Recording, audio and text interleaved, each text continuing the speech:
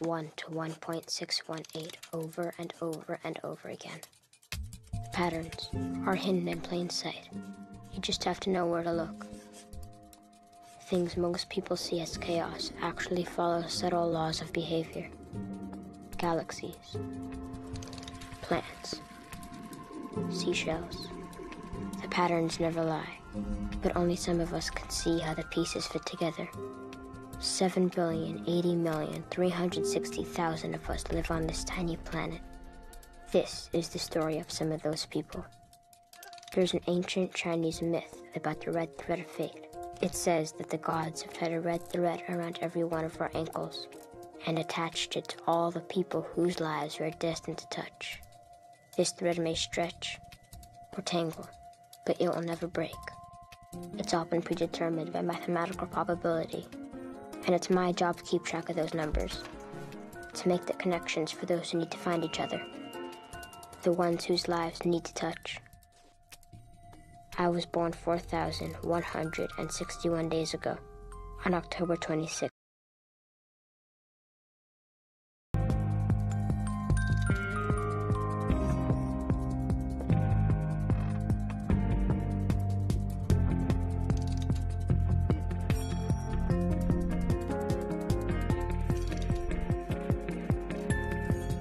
Les gars, j'espère que vous allez bien. Aujourd'hui, dans cette vidéo, nous allons démarrer très précisément, ou nous allons continuer plutôt avec le projet ADA. À titre de rappel, pour tous ceux qui ne sont pas au courant, le projet ADA, c'est quoi? Ah oui, j'oubliais. À titre de rappel, le projet ADA, en fait, tout tourne autour du projet ADA. Donc le projet ADA, c'est une IA, d'accord, qui serait capable à l'avenir de prédire beaucoup de choses, notamment en sciences, en médecine, en sciences sociales, en tout ce que vous voulez. Donc c'est quoi? C'est une IA qui serait en mesure de prédire beaucoup de choses, dont le programme auquel nous sommes en train de parler actuellement, y compris déterminer votre bilan de santé, d'accord, dans quelle mesure vous pouvez également résoudre votre problème d'enfantement. Donc c'est un peu ça les gars, je vous remercie pour la compréhension.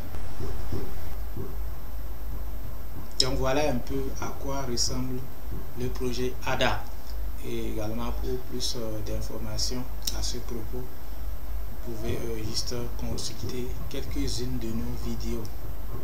Et pour retrouver rapidement ces vidéos, je vous conseille vivement d'aller voir nos playlists.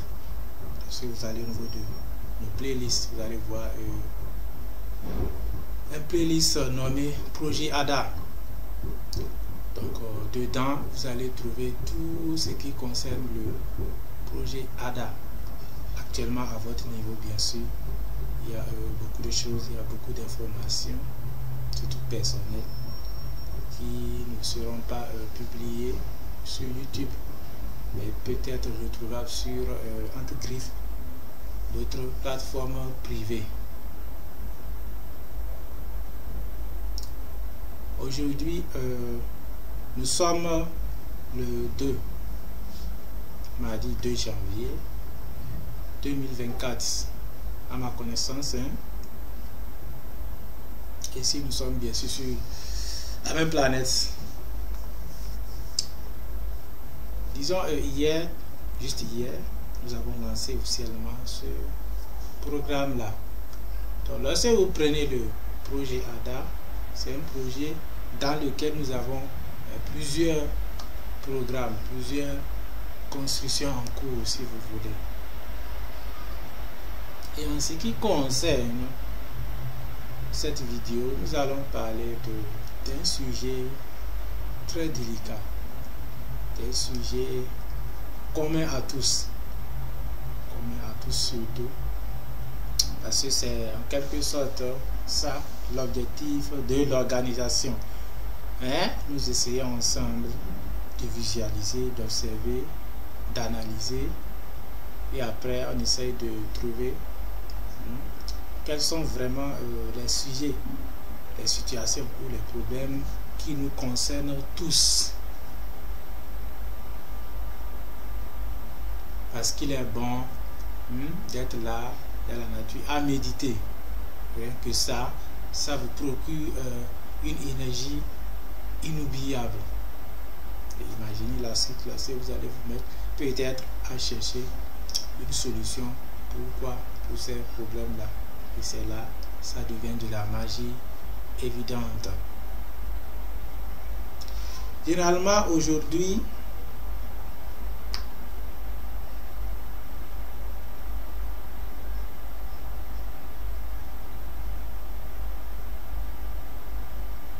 on dit, selon les estimations de l'INED,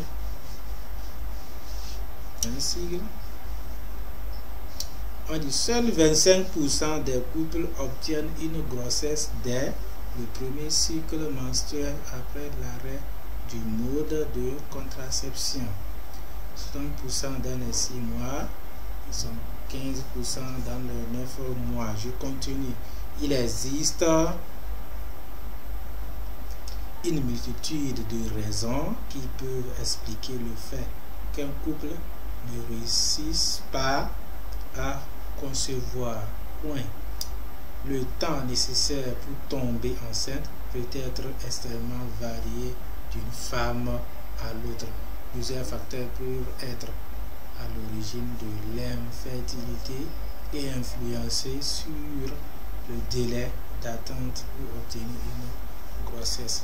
Donc, ce programme auquel nous voulons assister à partir de cet instant va tourner autour de la grossesse en un mot.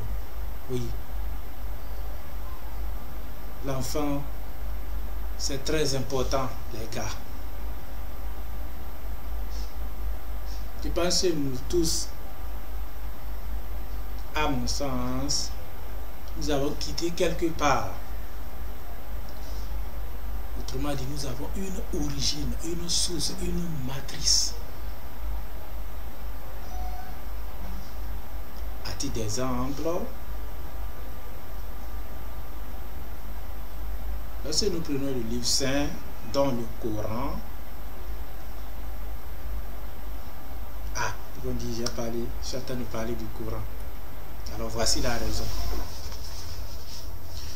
Ah oui, justement, parlant de la création, je sais bien évidemment que le message est destiné à tout le monde, sans distinction de race, de couleur, ni de religion, ni de langue, j'en passe.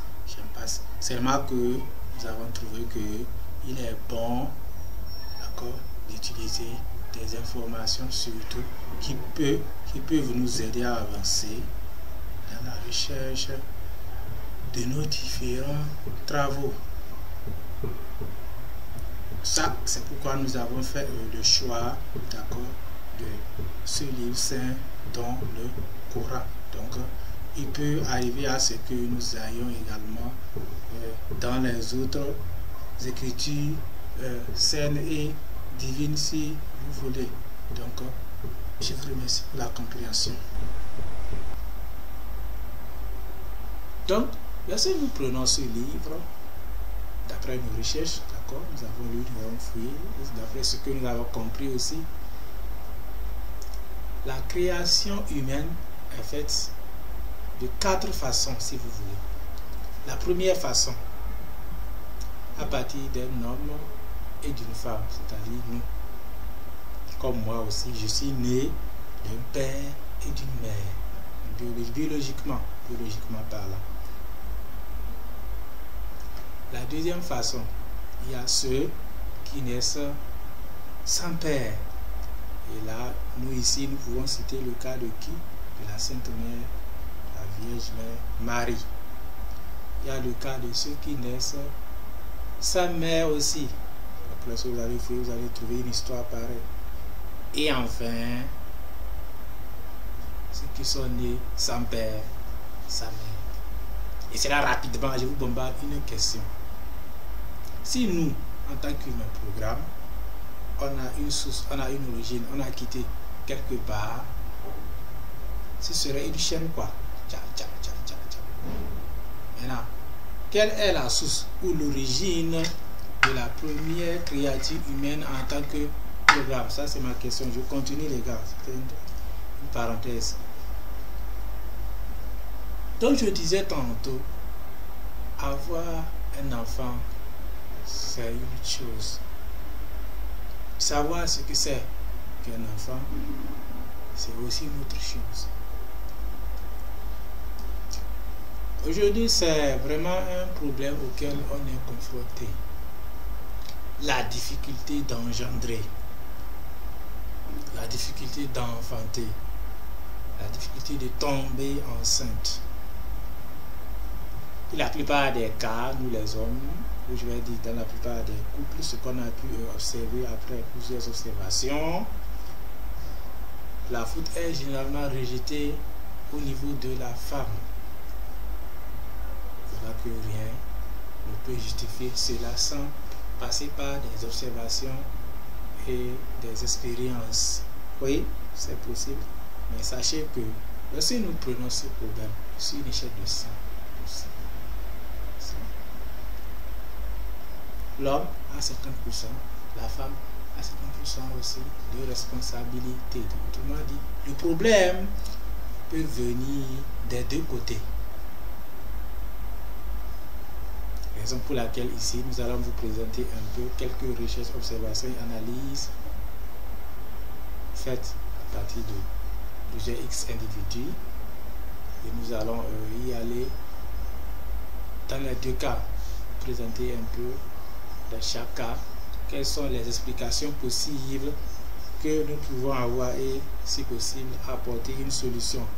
Autrement dit, tout au long de ce programme, nous aurons à développer tout simplement deux idées.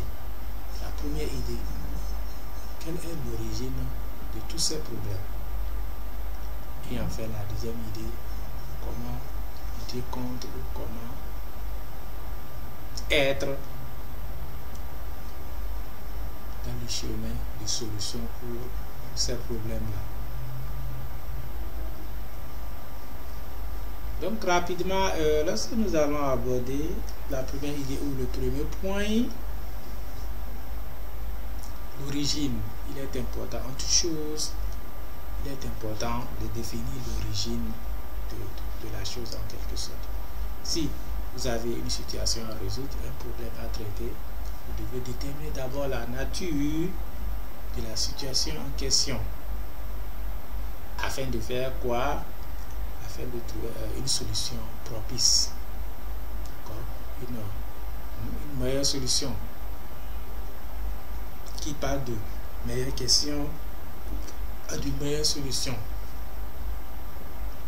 Si vous réussissez en un mot à déterminer vraiment la bonne question, vous avez toujours les bons résultats. Donc, posez-vous, assurez-vous de poser les bonnes questions tout simplement. Donc ici, d'après nos différentes recherches effectuées, parlant de l'origine, nous avons pu regrouper toutes ces origines en 4 catégories. Donc je vais me permettre de lire. Et surtout, nous nous basons sur notre époque et un peu à l'avenir aussi. À noter que les choses pourront changer, on ne sait jamais. Ce qui est sûr, ceci est dédié à quelques individus X qui pourront venir et continuer le travail aussi. On ne sait jamais aussi. Donc je disais tantôt, ces problèmes peuvent être classés en 4 catégories. Voici la première catégorie. La première catégorie, c'est que parfois ça prend trop de temps à ce que la femme soit en gestation. C'est-à-dire ça prend du temps. Comment dire, la notion ou la question du temps.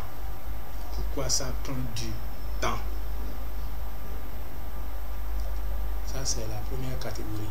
La deuxième catégorie, lorsqu'elle tombe enceinte, on assiste souvent à des interruptions de la grossesse. Ça peut couler au début ou bien au milieu ou bien vers la fin. Ça peut évacuer. Plusieurs raisons pour expliquer cela. On va en venir. La troisième catégorie, nous parlons de quoi?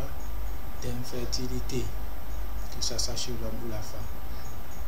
À préciser, nous parlons bien évidemment des individus, parce que lorsqu'on parle d'enfants, il faut les deux éléments réunis du couple pour donner un enfant, normalement, biologiquement parlant et génétiquement parlant. Et enfin, la dernière catégorie, qui est la catégorie des autres situations qui peuvent expliquer cela. Le mystère, le mystique, le surnaturel, la magie évidente, tout ce que vous voulez. Là-dedans, nous allons faire parler quoi? L'état d'esprit, et pousser plus loin votre état d'esprit à cette réalité dont vous connaissez. Ceux qui vont comprendre bien évidemment. Alors, lorsque nous prenons chaque catégorie, nous allons essayer de vraiment nous plonger totalement dedans et voir tout ce qui se trouve là-bas. Et voir tout ce qui se trouve.